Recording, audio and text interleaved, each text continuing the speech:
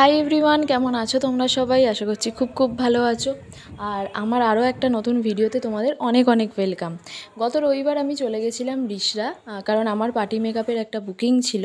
আর সেখানে আমি গিয়ে ওয়েট করছিলাম দিদিদের বাড়ির সামনে। আর ঢুকতেই বাড়িতে সকাল সকাল মা জগদ্ধাত্রীর আমার দর্শন হয়ে গেছে। তোমাদেরকে পরে আমি শেয়ার করব, ভালো করে দেখাবো মাকে। এরপরে আমি দিদিদের বাড়িতে ঢুকছিলাম, আর এই হলো দিদি।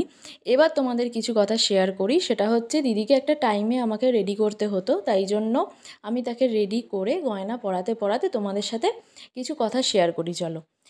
সেটা হচ্ছে যে, তোমাদের মনে হতেই পারে যে আমি কেনই বা জগদ্ধাত্রী ঠাকুরের মণ্ডপের মধ্যে দিয়ে গেলাম, আর দিদি কেনই বা আমাকে সাজার জন্য বুকিং করেছে। সেটা হচ্ছে দিদিদের বাড়ির জগদ্ধাত্রী পুজো। তো তাই জন্য দিদি আমার কাছে ডিমান্ড করেছিল যে স্পেশালি সাবেকি বাড়ির যেরকম বউদের লুক হয় সেরকম একটা লুক আমার চাই। খুব উগ্রও না, খুব অতিরিক্ত না, যেহেতু দিনের বেলা। তো আমি সেই সমস্ত কিছুকে মাথায় রেখেই দিদিকে পুরো রেডি করে দিয়েছিলাম।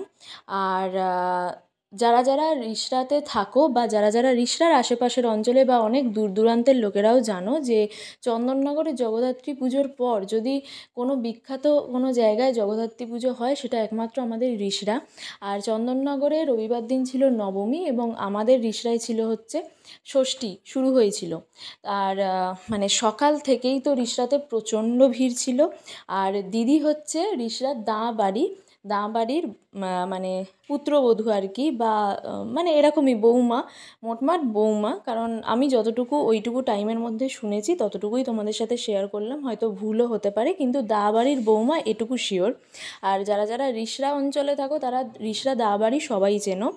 আর এই ঠাকুরটাও হয়তো অনেকেই দেখেছো।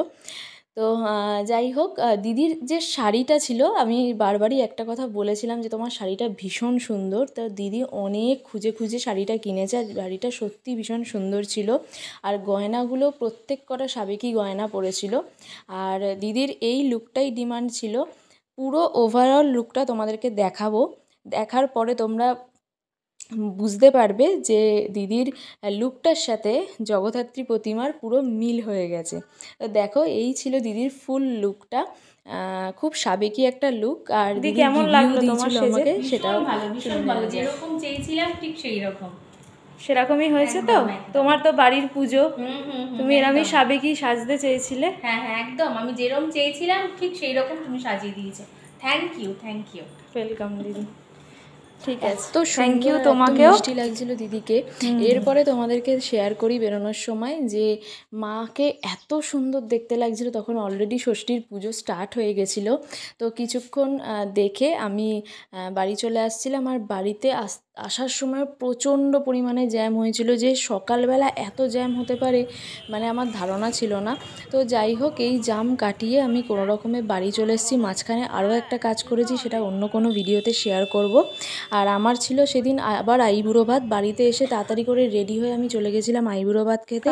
আমি আইবুড়ো ভাতটা খেয়ে নিই, আর তোমরা তাড়াতাড়ি করে আমার চলে এসেছি কলি কাকার বাড়িতে। ভিডিওটায় লাইক করো, শেয়ার করো, আর আমার পেজটাকে অবশ্যই ফলো করো। টাটা।